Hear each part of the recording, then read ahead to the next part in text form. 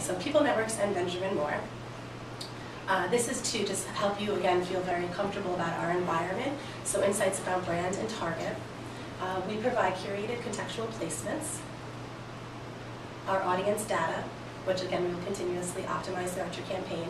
Environments for users engaged, which is a very important objective for your future campaigns as well. And then, of course, ensuring brand safety. And how do we ensure your brand is safe? Brand safety criteria.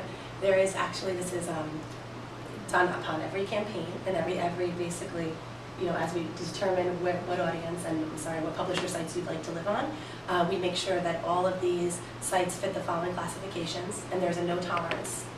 No tolerance with this. So basically, whatever it is that your objectives are, we will make sure that we target. So again, ongoing monitoring, domain level whitelisting, keyword filtering on the page, and we also have human spot checks as well. Any questions here?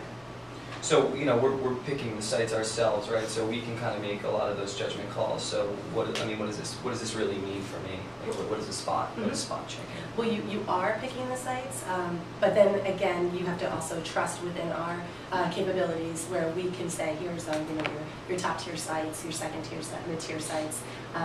You have to trust that where the audience that you're reaching is also being. So you may not know all of the sites. You have to trust that what we're doing here internally is to make sure that the messaging is inappropriate across our network. So the spot checking, just to make sure, because content's continuously changing on sites, we have people going in and just to ensure again that your brand is safe. Okay. Good. So, yeah. Okay. And how do we select our partners? So our partner selection, leading media brands, as we just discussed with your influential, and then of course your emerging brands. So I'm not sure if you've heard of the likes of Apartment Therapy or Contemporist. No, I'm not too familiar with those. Okay, so that's another an advantage to go back to Debbie Hamilton, your client, in regards to sharing with her. Contemporist is really wonderful and savvy for reaching that designer and architect audience. Do you have individual demos on some of these sites? Sure. So you'll be able to see what their uniques are? Clicks, stuff like that? Yep, no, it's a great question, and I'd love to actually put together some follow-up for you after we have an opportunity to speak. And what I can do is pick about 5 of those sites, perhaps, and just do snapshot case studies, and then it'll be something that's pretty tight for you to go back to Deb and just kind of walk her through as well. And before we do that, can we just take a look at them now and see what they're about? Or what do you know about them? Yes. Okay. So actually, pause. I'd have to actually jump out and then go to the other one. Let's pretend we're doing. I know. Okay, so, all right. All right, so pretending that we're going into the other document with the People's Network that they had originally done. So Contemporist would show that where the uniques are actually, let's start with the positives. So basically you're, again, reaching a very much an architect, designer audience. It's a new and emerging site. It's grown about 100% year-over-year growth from its original launch, where the uniques are still, somewhat conservative. Again, the site is growing tremendously, and it's been spoke about amongst in the trades within a lot of the AD and D&D designer architect applications. I mean, I think the challenge for us is going to be to validate that target is actually there. I mean, how could you help us do that? Because it's just we're translating this strategy that we've had for quite some time. It's a comfortability factor for the client. The content that they know is the only piece that's accessible to them. So any new piece, any new site, we really need to do an education process, both for us and for them. So it's just really tough to kind of make that move and make the argument. So how could you help us kind of understand how the target lives there?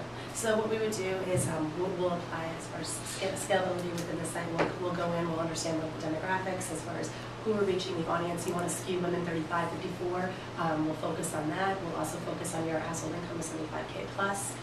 We'll again target the designers, contractors, and again, this will be within those 5 sites that we do choose, just to do a small case study for you, and also to show index, against your target, against our audience, and then against layering on some contextual.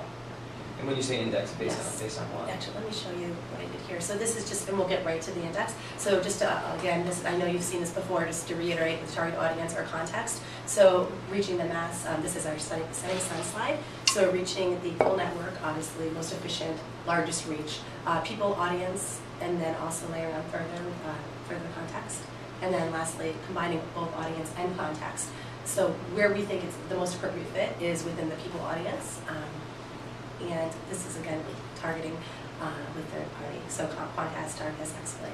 And this is what I'm going to show you. So we put this together just as a brief example. So here you'll see, again, your demos that we just spoke about, behavioral and environment.